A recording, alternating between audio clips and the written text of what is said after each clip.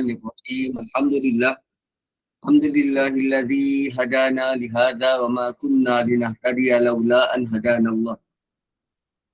Asyhadu an la ilaha illallah wahdah la syarikalah wa nashhadu anna Muhammadan abduhu wa rasuluh. Allahumma salli wa sallim wa barik ala Muhammad wa ala ali Muhammad kama sallaita ala Ibrahim wa ala ali Ibrahim innaka Hamidum Majid. Assalamualaikum warahmatullahi wabarakatuh. Kita akan sambung ayat yang kelima.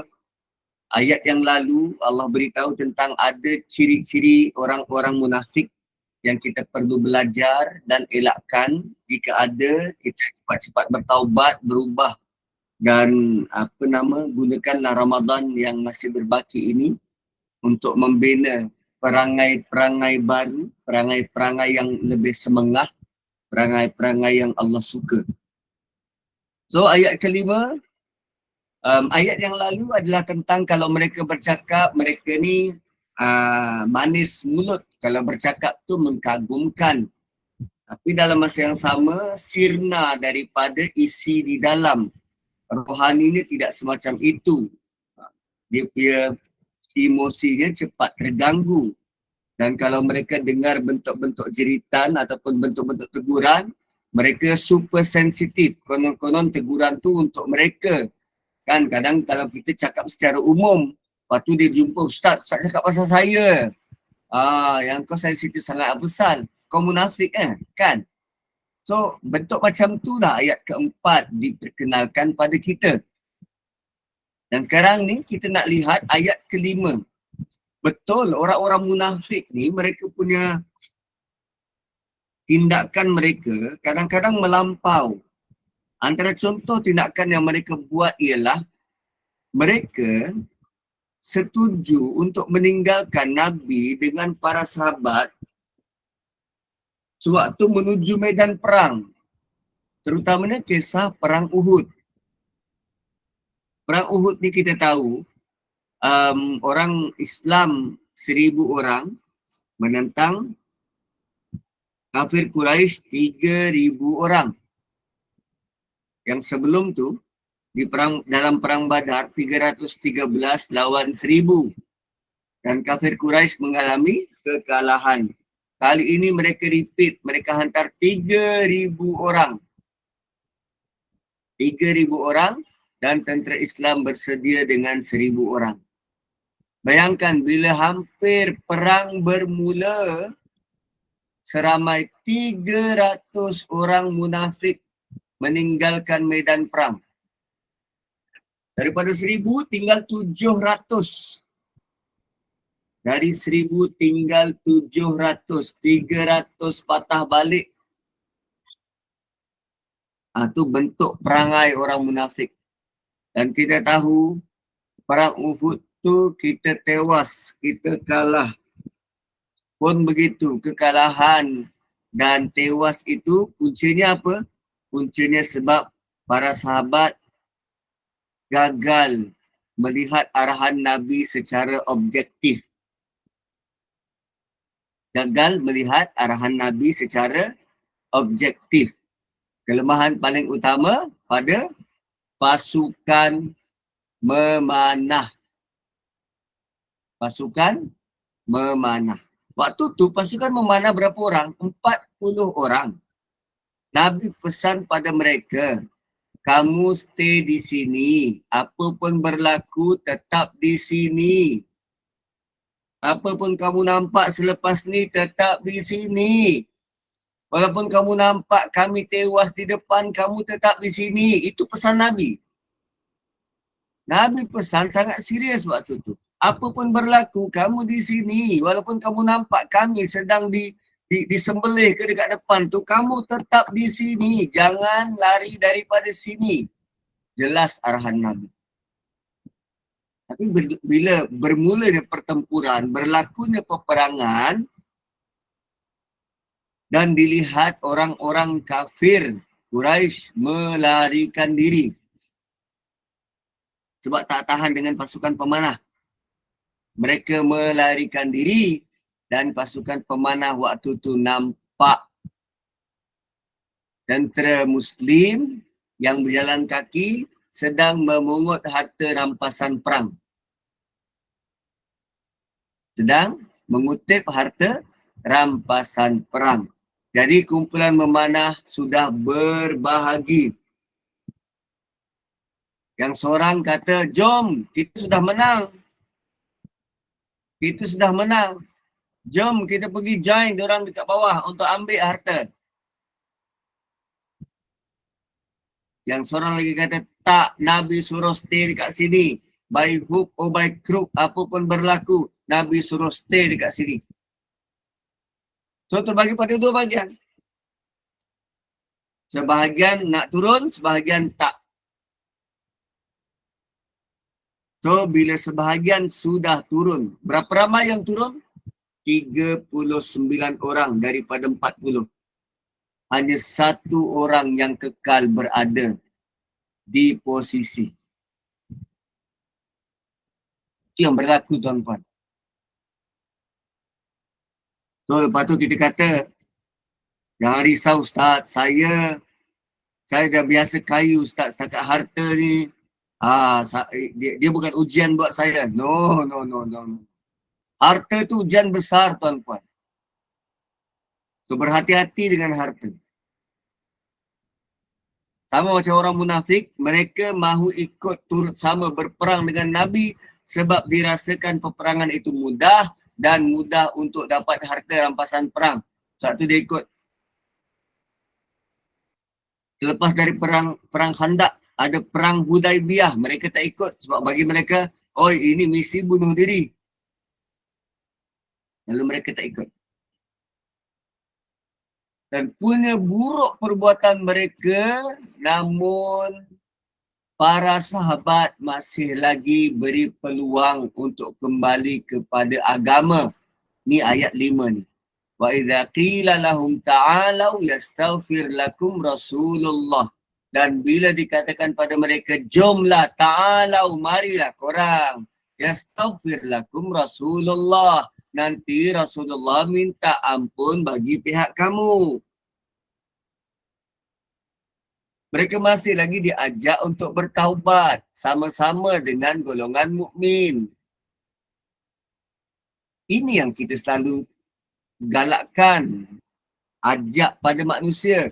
Jomlah bertaubat pada Allah. Itu yang sahabat buat. Marilah beriman. Nanti Rasulullah minta ampun bagi kamu. Untung tak orang munafik? Rasulullah minta ampun bagi pihak mereka. Kan? Sama juga macam kita tuan-puan. Rasulullah berdoa tiap malam agar kita ni selamat daripada neraka. Kita hargai tak doa tu? Rasulullah tiap malam mohon ampun bagi pihak kita. Nabi sebut ampunkanlah umat aku, ampunkanlah umat aku. Tapi kita hargai tak doa tu? Kita rasa tak yang Nabi minta sungguh-sungguh mohon keampunan atas kesalahan kita? Supaya hidup kita sejahtera, supaya hidup kita tenang. Kan? Malah dalam ayat ni, orang-orang munafik diberikan tawaran kalau mereka nak bersama dengan orang-orang mukmin. Nabi akan minta ampun bagi pihak mereka. Kan Nabi ajar kita doa, Allahumma firlil mu'minina wal mu'minat wal muslimina wal muslimat. Ya Allah, ampunkanlah orang beriman, lelaki dan wanita, dan orang Islam, lelaki dan wanita. So bila Nabi berdoa macam tu, kita juga termasuk dalam doa itu. Maka kalau kita tak berdoa macam tu, kita sebenarnya tidak mendoakan rakan-rakan mukmin kita, terutamanya kita tak mendoakan Nabi yang mukmin. Satu, setiap daripada kita ini saling doa mendoakan. Itu realitinya, realiti cara hidup beragama ini, kita sebenarnya saling selalu mendoakan antara satu sama lain. Tapi yang kita tak sedar ialah kita sering mahu bergaduh, bertikai, berbalah, bertikam lidah. Malah semata-mata kerana harta sanggup berbunuhan adik-beradik. Macam mana cara kita berfikir? Kan?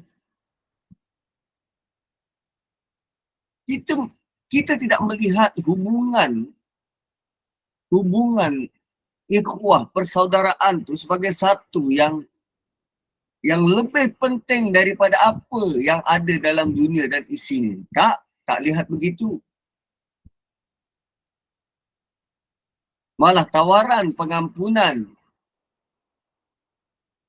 Dan tawaran pengampunan ini, dia juga termasuk apa saja yang dilakukan dulu boleh dilupakan.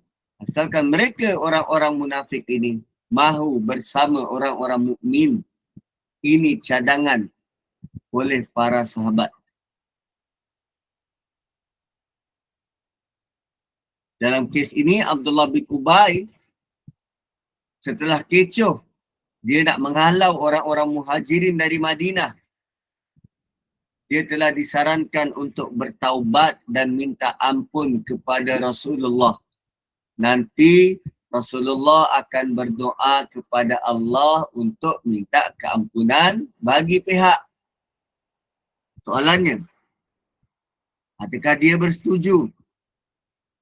Kalau dalam konteks tadi, kita dah mendoakan saudara-saudara kita, adik-beradik kita. Tapi luar solat, kita kembali bergaduh. Adakah kita faham apa yang kita doa? So, kita hanya berdoa. Namun tak faham apa. Atau bagaimana? Ceng. Next. Lawwaw ru'usahum. Ni, lawwaw ru'usahum. Allah beritahu dalam ayat ni bahawa mereka tetap tidak mahu berubah. Lawwaw berasal dari kata dasar luya atau lawi. Maksudnya pusing. Pusing. Ataupun terbalik. Ataupun bengkok. Ataupun bergaduh atau berbalah. Maksudnya kalau kita gambarkan begini, anak kita tengah main-main, main kejar-kejar, kan? Jadi, kita panggil dia, Hauna, nak makan? Kan, Hauna, nak makan? Dia tengah main-main, panggil dia, Hauna, nak makan? Dia berpaling pada kita, dia tengok, lepas tu dia geleng kepala, dia terus lari. Macam tu. Lawau ni. Pusing, jalan. Maksudnya mereka menolak ajakan itu dengan memusingkan muka. Kadang ada sampai menjuihkan mulut. Ini tanda apa ni? Tawaran yang diberi itu tak menarik setakat dapat pengampunan saja, padahal tawaran tu tak menarik dan mereka berlalu dengan dalam keadaan apa? Sombong. Lagak. Lawwaw ru'usahum. Berpaling. Abdullah menolak untuk minta maaf daripada Rasulullah. Pernah ada satu peristiwa. Ketika Rasulullah tiba di Madinah, balik dari perang Uhud. Waktu itu Abdullah bin Ubay bin Salul. Dia ni seorang yang ada kedudukan dalam kalangan kaum dia. Setiap orang tahu kedudukan dia. Dia ni terhormat. Dia ni VVIP, Abdullah bin Ubay bin Salul. Dia bukannya orang biasa. Dia ada pengaruh. Balik dari perang Uhud dan Nabi duduk dalam khutbahnya di hari Jumaat. Bila Nabi duduk, hari Jumaat, Nabi dah sampai, Abdullah biasanya akan berdiri. Lalu dia kata, hai manusia, ini utusan Allah berada di antara kalian.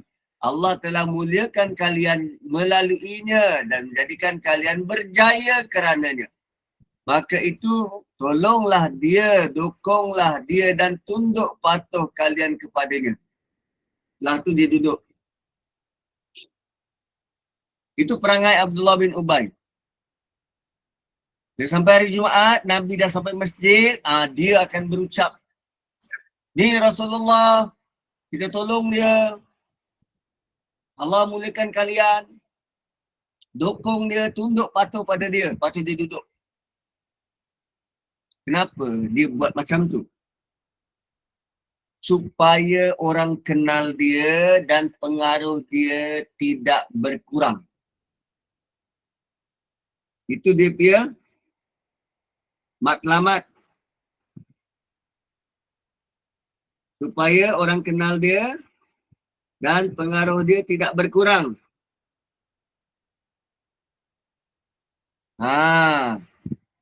Supaya orang tak lupa dia. Tak, sebelum ni sepatutnya yang jadi pemimpin siapa? Dia. Tapi bila Nabi datang, Nabi lah jadi ketua. So dia mahu kelihatan relevan.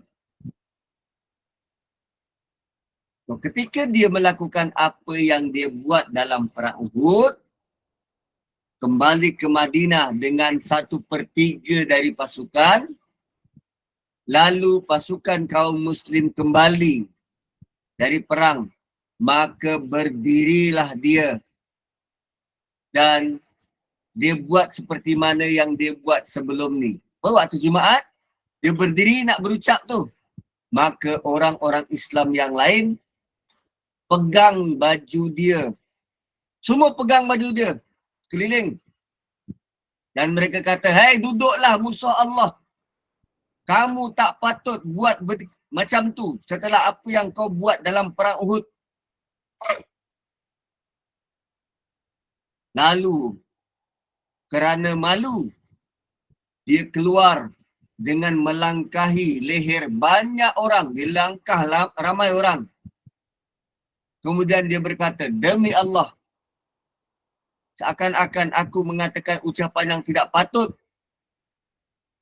Padahal aku berdiri untuk memperkuat urusannya. Nah, macam tu. Dia kena-kena nak berdiri. Nak buat seperti yang biasa buat tu. Ini Rasulullah, bantulah dia. Tapi orang tak setuju dia buat macam tu. Sebab berpura-pura. Dan bila dekat pintu masjid, dia bersua dengan sejumlah orang Ansar. Dia terjumpa dengan orang Ansar. Mereka kata, celaka kamu. Mengapa kamu ni? Yelah dia lari dari medan perang. Tinggalkan orang Ansar kat situ. So orang Ansar kata, celakalah engkau. Apa yang kau buat ni? Abdullah bin Ubay bin Salul kata, aku berdiri untuk mendukung urusannya, untuk menyokong Nabi. Lalu sejumlah orang sahabatnya menarikku dan bersikap kasar terhadapku. Seakan-akan aku mengatakan hal yang tidak patut, padahal sebenarnya aku bermaksud untuk mendukungnya. Orang Ansor jawab, celaka kamu. Sekarang kembalilah kamu pada Rasulullah. Baginda akan memohon ampunan bagimu. Dan dia jawab, demi Allah, aku tidak ingin dia memohonkan ampunan bagiku. Itu ungkapan Abdullah bin Ubay bin Salul. Dan Allah rakamkan dalam Quran. Wa idza qila lahum ta'alu yastaghfir lakum Rasulullah. Kembalilah, Rasulullah akan minta ampun bagi pihak engkau. Dia berpaling. Dia kata, aku tak perlu. Aku tak perlu kepada pengampunan itu. Wa ra'aitahum yasuddun. Dan kamu melihat mereka menahan. Allah beritahu kita, mereka tahan diri daripada kembali pada Islam. Mereka sendiri yang tak mahu terima iman. Mereka sendiri yang buat pilihan yang salah.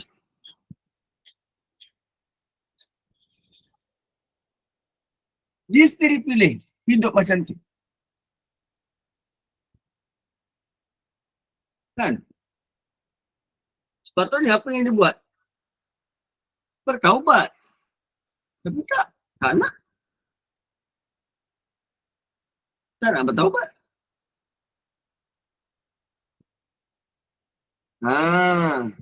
Satu Allah kata Allah tidak pernah menzalimi manusia. Pintu taubat ni sentiasa terbuka. Kecuali mereka yang enggan. Tak nak. Satu penting kita faham, terutamanya dalam bulan Ramadan.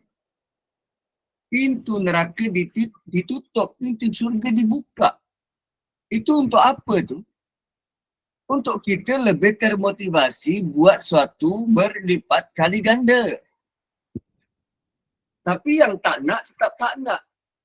Yang tak mahu faham, tetap tak mahu faham. Yang suka kepada perbalahan-perbalahan yang tak berfaedah ni, kekal suka mahu berbalah. Kan hanya kerana kata-kata orang, saya haramkan perkataan kafir dekat rumah, itu yang diulas panjang lebar. Sedangkan ciri-ciri kekufuran dalam diri tak pernah pun dihiraukan. Yang disebut pasal orang lain bercakap, yang kita sendiri buat.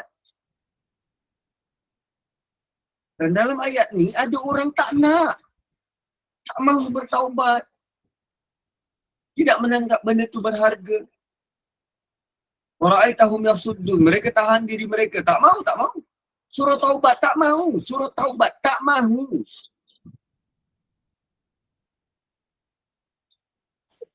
Malah bila sebut tentang menahan diri, mereka bukan sekadar menahan diri sendiri, tapi mereka berusaha tahan orang lain daripada jalan agama ini. Ini kesan kekufuran. Dia bukan sekadar pada diri mereka, tapi beri kesan pada orang lain. Satu tuan-puan, kadang tindak tanduk kita dalam beragama ini, dia bukan terpalit pada diri sendiri. Tapi apa yang kita buat itu menjadi cermin kepada anak-anak.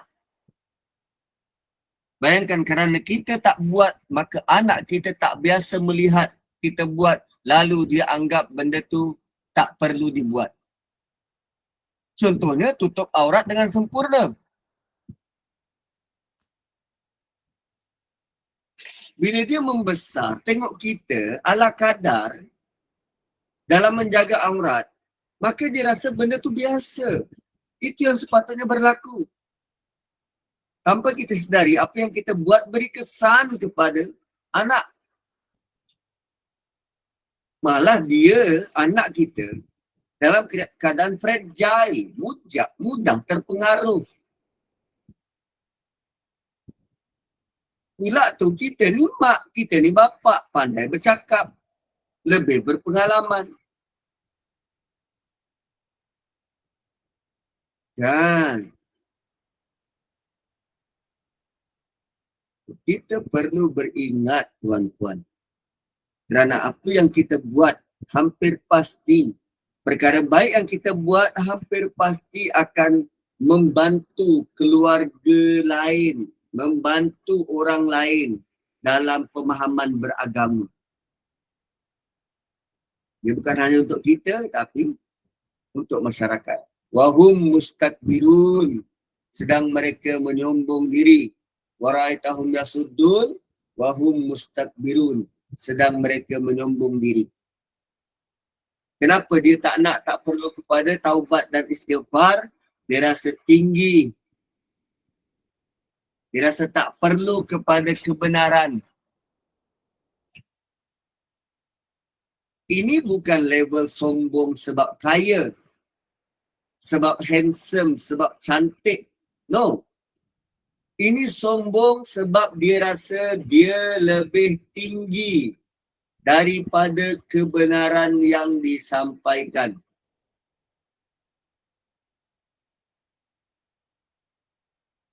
Diorang rasa diorang lebih baik daripada kebenaran. Sebab itu dia tak terima kebenaran yang disampaikan.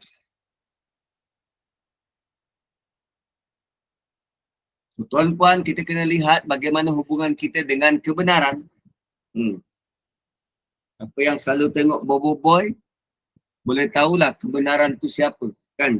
Apa Zola. Kebenaran. Itu bukan kebenaran yang itu.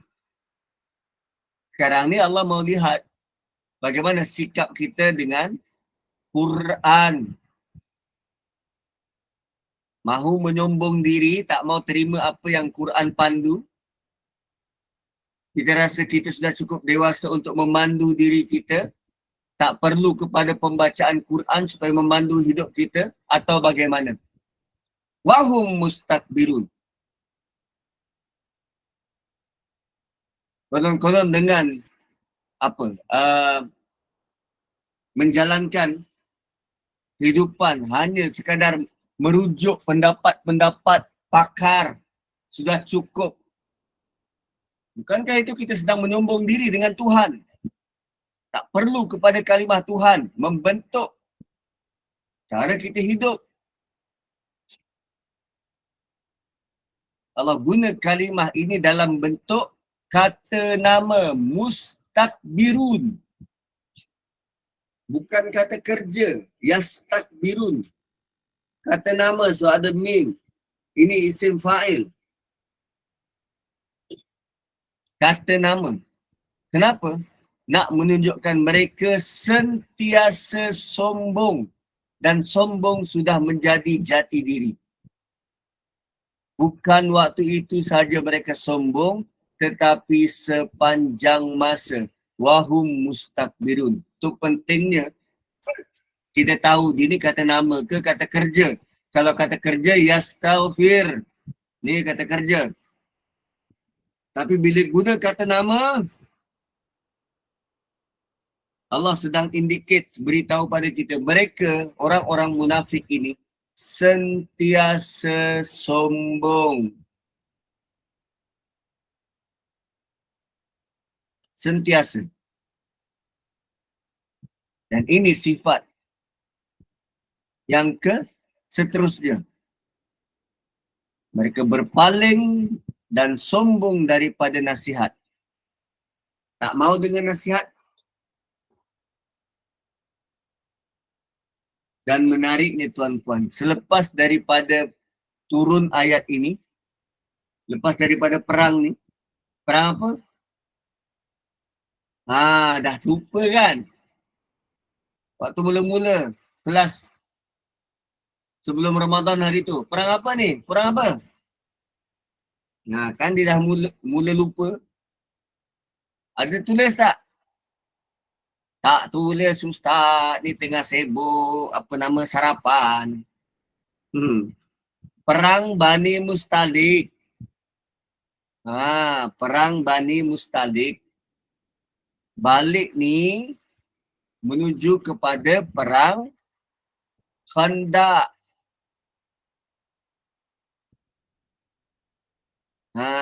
No, ini selepas perang Khandaq ada perang Bani Mustalik. Balik ni nak menuju kepada peristiwa apa nama dia tu? Peristiwa Ifki. Peristiwa Ifki. So selepas daripada peristiwa Ifki itu, Abdullah bin Ubay mati. Abdullah bin Ubay tak lama lepas daripada ayat ni turun, dia mati. Mati dalam keadaan macam mana ni?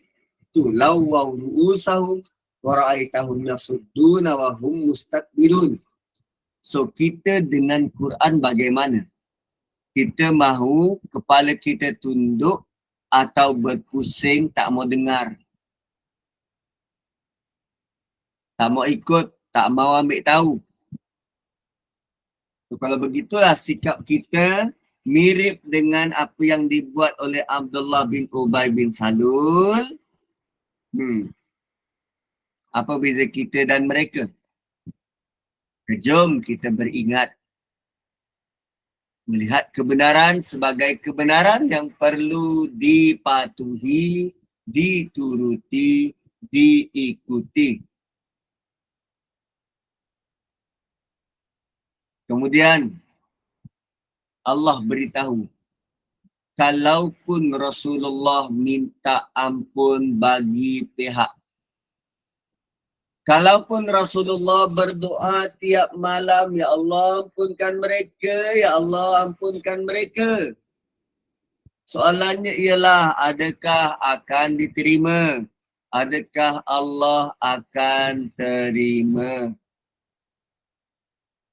Betul dia ditawarkan. Nabi boleh minta ampun. Tapi penerimaan itu hanya datang dari Allah. Sawa'un alaihim astaghfarta lahum am lam tastaghfir lahum lan yaghfirallahu lahum. Sama saja bagi mereka, kamu minta ampun atau tidak minta ampun bagi mereka. Ini yang menakutkan ni. La yaghfirallahu lahum. Allah tidak akan ini dan selama-lamanya tak akan ampunkan mereka. Allah guna kalimah lan. Never.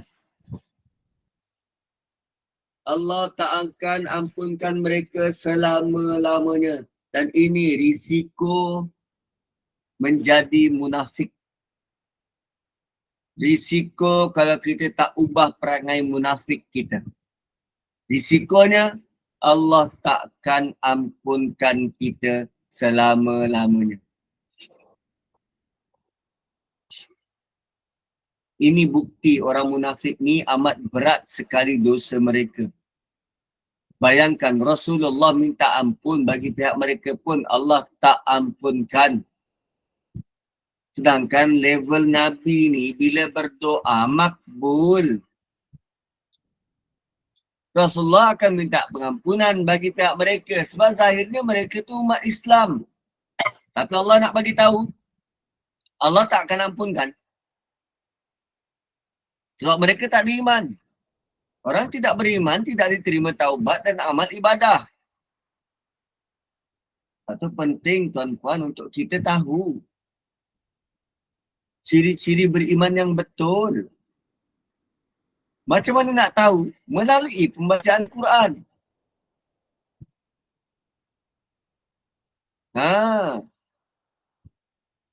Malah 3 tahun selepas ayat ini turun, 3 tahun kemudian Allah turunkan ayat lain yang lebih keras tentang mereka dalam surah Taubah. Dalam surah Taubah Allah sebut macam mana? Istaghfir lahum aw la tastaghfir lahum. In tastaghfir lahum 70 marratan falan yaghfirallahu lahum. Dzalika bi annahum kafaru billahi wa rasulih. Wallahu la yahdil qaumal fasiqin. Kamu mohon ampun bagi mereka atau tidak mohon ampun bagi mereka sama saja. Walaupun kamu mohon ampun bagi mereka 70 kali, namun Allah sekali-kali tidak akan memberi ampunan pada mereka. Yang demikian itu adalah kerana mereka kufur kepada Allah dan Rasul. Dan Allah tidak memberi petunjuk kepada orang-orang yang sudah rosak dari dalam, orang-orang yang fasik. Malah ditambah lagi pada ayat yang ke-84. Wala tusalli ala ahadim minhum mata abada. Wala taqum ala qabrih. Innahum kafaru billahi wa rasulih. Wa matu. Wa hum fasikun. Jangan sembahyangkan jenazah mereka.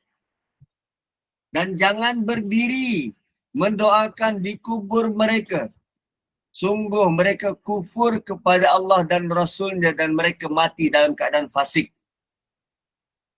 Maknanya solat jenazah untuk orang munafik pun Allah tak benarkan Nabi buat. Ini bentuk kemurkaan dari Allah pada mereka. Dan kemurkaan itu bermula dari atas muka bumi lagi.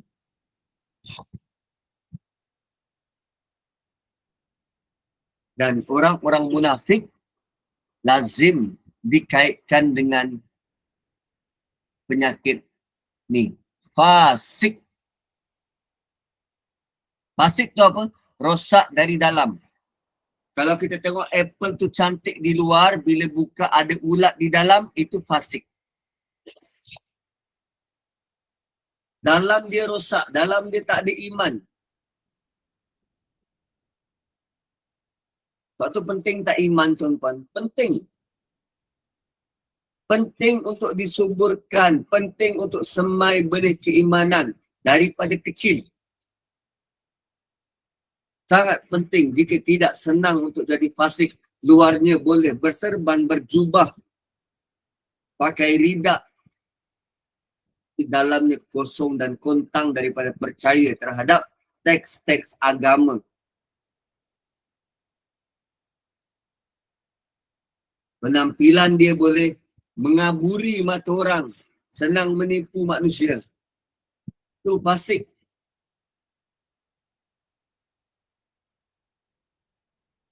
Kan skema-skema tu fasik.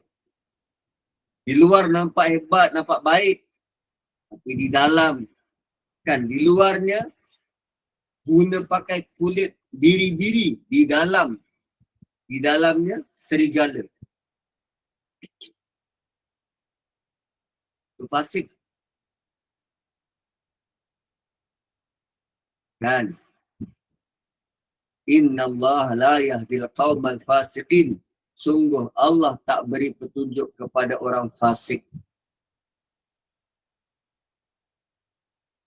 Dan ada lagi satu golongan yang Allah takkan beri petunjuk. Inna Allah la yahdil qawmal zalimin. Allah tak beri petunjuk kepada orang-orang yang zalim.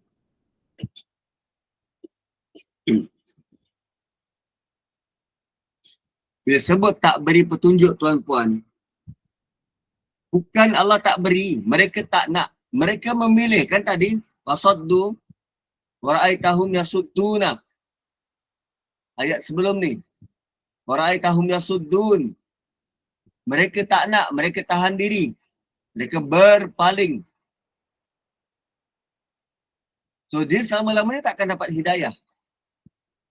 Ini bentuk ketetapan Allah beri kepada mereka dan ini adalah kerana mereka begitu teruk sehingga kan Allah buat keputusan untuk tak beri petunjuk lagi pada mereka.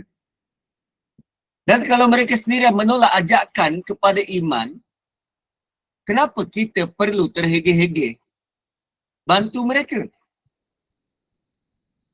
Diorang sendiri tak nak. Dan inilah sifat seterusnya, mereka berperangai fasik, rosak di dalam, tak ada iman.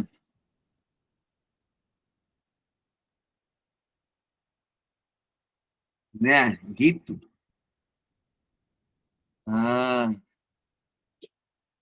So kemudian, kenapa Allah marah sangat pada mereka? Dan kenapa Allah marah sangat kepada mereka? Dan ini akan disebut dalam ayat seterusnya. So untuk ayat seterusnya itu, ceng. Dia ada 2 ayat berturut-turut, bermula dengan humul ladzina yaqulun dan ayat selepasnya juga yaqulun. Kan mereka kata, mereka lah yang mengatakan dan di sini mereka berkata lagi. Menjadi persoalan tuan-puan, 2 ayat ini kelihatannya macam ada pihak ketiga yang bagi tahu kita. Kemana tu Ustaz? Tak faham. Ini. Kita jumpa dengan anak kita. kita jumpa dengan anak kita, dia balik daripada sekolah dan dia mula bercerita. Di, cikgu kata gini. Lepas tu cikgu kata lagi gini. Kan? Sama macam ni kan? Mereka kata begini. Ini kan laporan daripada pihak kedua disampaikan tentang pihak ketiga. Anak kita beritahu apa yang cikgu dia buat. Kenapa bentuk begitu ayat Quran ni? Kenapa bentuk kita dengar tu, kita baca tu macam ada pihak kedua yang sedang beritahu pada kita tentang pihak ketiga? Kenapa Allah tidak langsung kata orang munafik itu pernah mengatakan begini? Ataupun kata-kata daripada orang munafik begini. So tuan-puan, kisah apa yang kita belajar daripada awal surah ni? Kisah seorang sahabat cilik, sahabat kecil, kanak-kanak. Namanya siapa? Dah lupa lah tu. Zaid bin Arqam. Dia hadir dalam perjumpaan Abdullah bin Ubay bin Salul. Kemudian apa yang Abdullah bin Ubay bin Salul sebut, dia sampaikan pada pakcik dia dan pakcik dia sampaikan pada Nabi. Gitu kan ceritanya?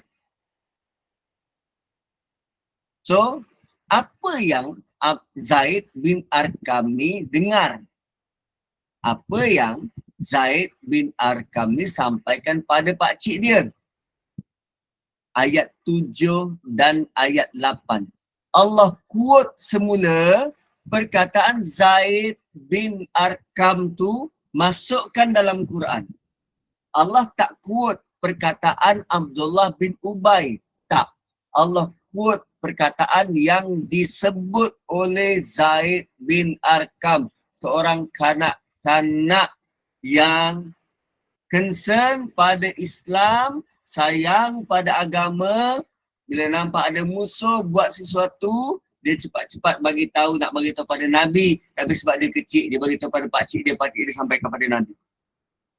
Ayat 7 dan 8 kita sedang ulang sebut apa laporan Zaid bin Arqam pada pakcik dia.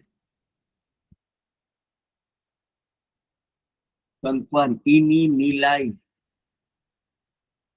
betapa Allah dengar rintihan kita, kegusaran kita, terutamanya berkaitan agama. Allah rekod satu persatu, word by word, apa yang kita sebut.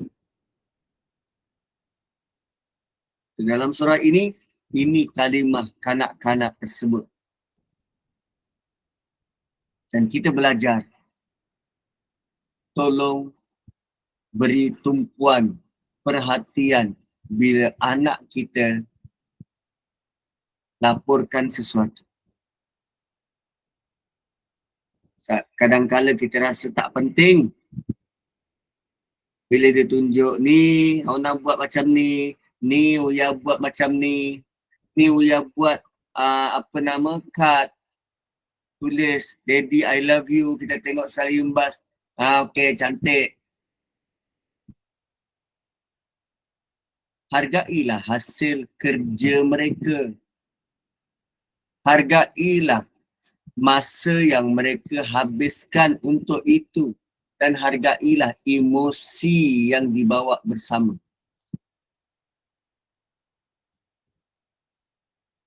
Perkataan kanak-kanak Allah bawa dalam Quran. Perkataan kita pernah ada dalam Quran? Memang taklah. Ini begitu berharganya kanak-kanak ini. Sehingga Allah letak apa yang diucap, apa yang disebut dalam Quran. So nak tahu apa yang disebut? Kita jumpa next class. Aku macam dah ngantuk lah hari ni. So kembali ke cerita, kalau ada soalan nak tanya. Silakan Puan Ros yang angkat tangan dari awal. Puan Ros Yahya. Ke tertekan? Ada soalan tak? Puan Ros, silakan. Tak ada. Jangan keluar dulu Puan, belum habis lagi majlis. Sabar. Okey, baik. Alhamdulillah Ustaz. Terima kasih sahabat-sahabat yang setia bersama SPAQ pada pagi ini dari 6.45 pagi tadi. Lebih kurang 130 masih bersama.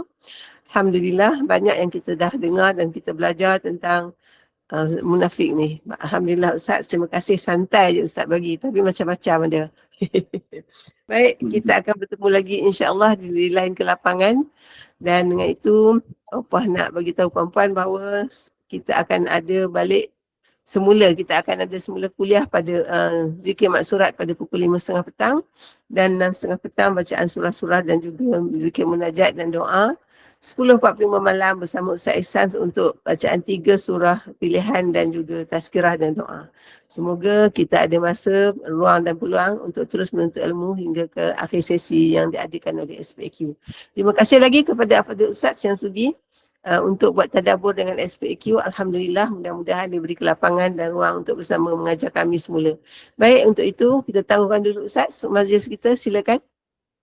Subhanakallahumma bihamdik nashhadu an la ilaha illa anta nastaghfiruka wa natubu ilaik wal asri innal insana lafi khusr illa alladhina amanu wa amilus solihat wa tawassaw bil haqqi wa tawassaw bis sabr. Assalamualaikum warahmatullahi wabarakatuh. Waalaikumsalam warahmatullahi wabarakatuh. Waalaikumsalam. Waalaikumsalam. Assalamualaikum. Terima kasih Ustaz. Terima kasih Ustaz. Sahabat-sahabat.